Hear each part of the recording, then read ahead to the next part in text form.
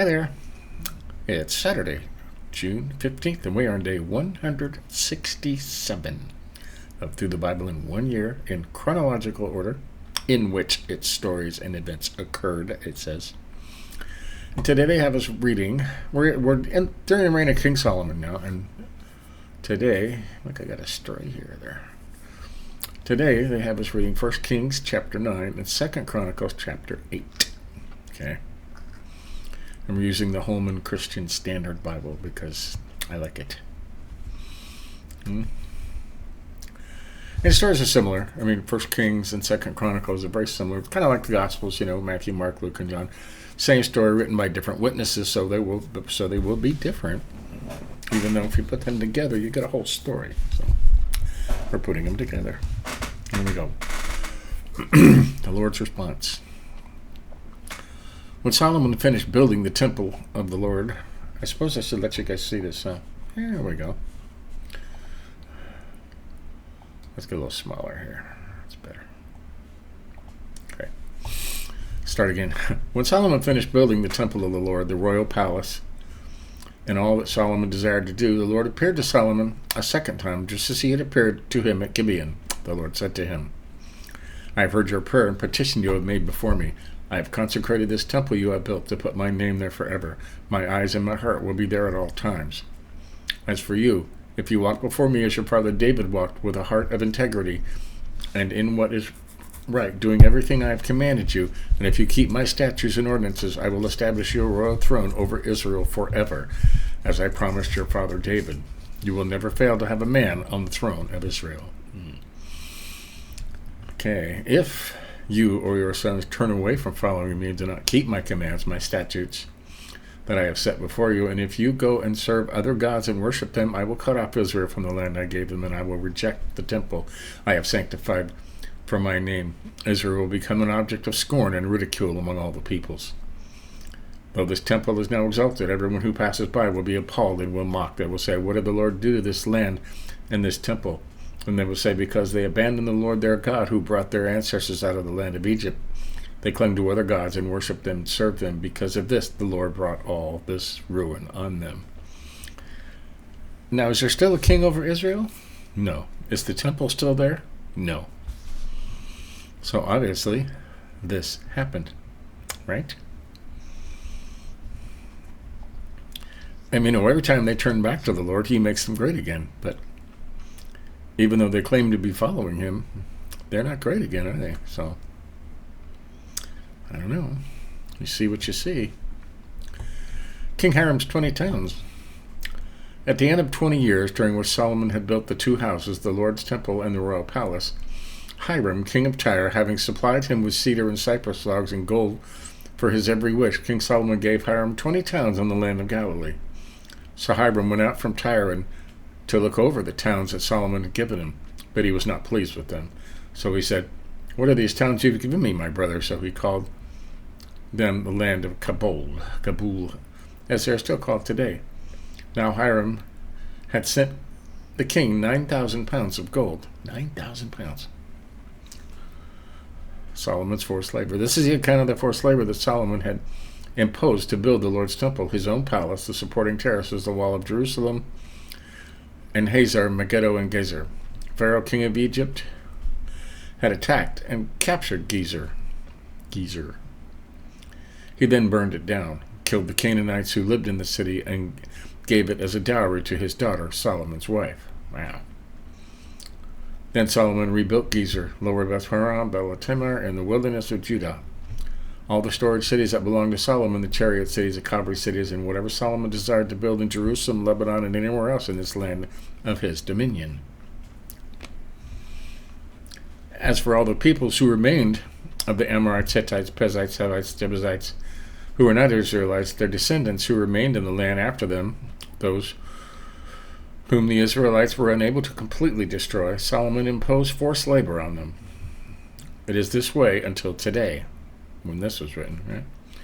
But Solomon did not consign the Israelites to slavery. They were soldiers, his servants, his commanders, his captains, and commanders of his chariots and of his cavalry. These were the deputies who were over Solomon's work. 550 ruled over the people doing the work. Solomon's other activities. Pharaoh's daughter moved from the city of David to the house of Solomon. Solomon had built for her. He then built the terraces.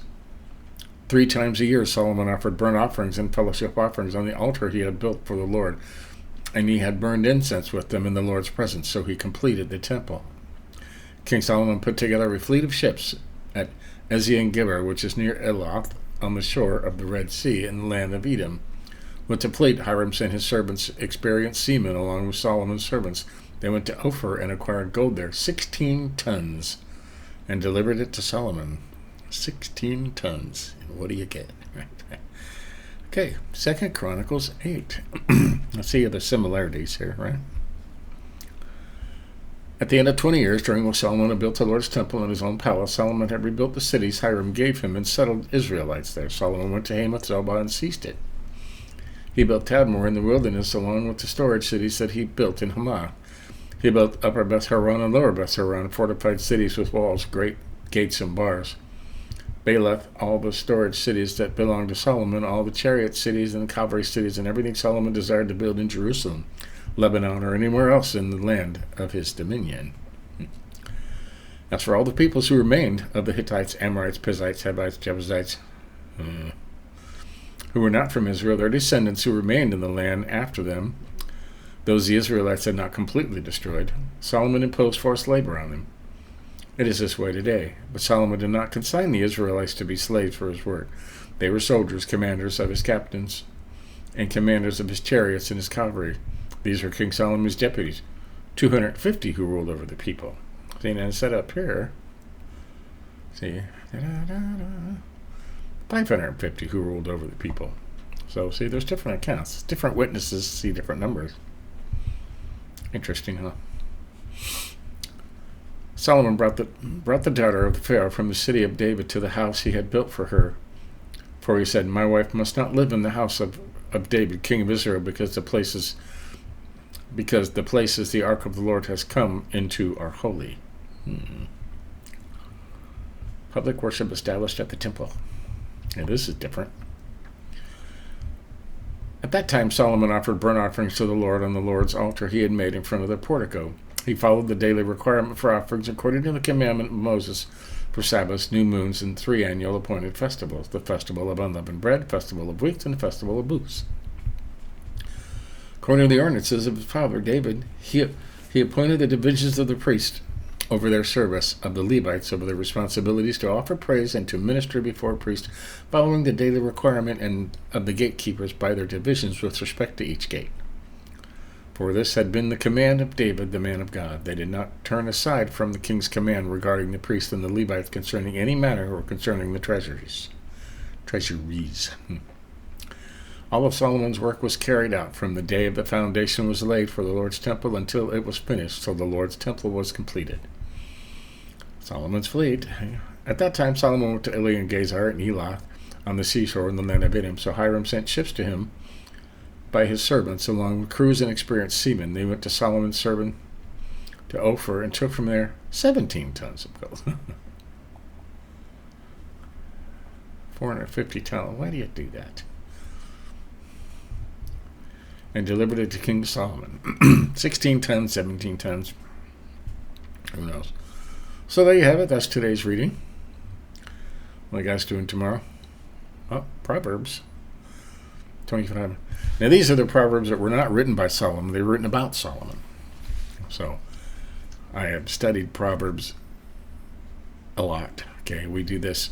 We study Proverbs every single morning. 1 chapter a day, and there's 31 chapters, so you can cover the entire book of Proverbs in a month, and we do that every morning at about usually by 8, between 8 and 9. It's posted. I'm going to do it 24 times. That's my goal. You got to do it more. But there you have it. That's through the Bible in 1 year, day 167. Not even halfway there yet.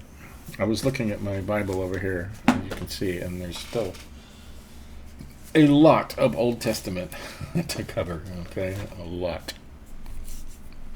So, but we'll get there. Catch up on any you may have missed. You want to say you got the entire Bible in a year. something you can always remember, right? So give us a like if you think about it. But until tomorrow, we'll do it again. See you then.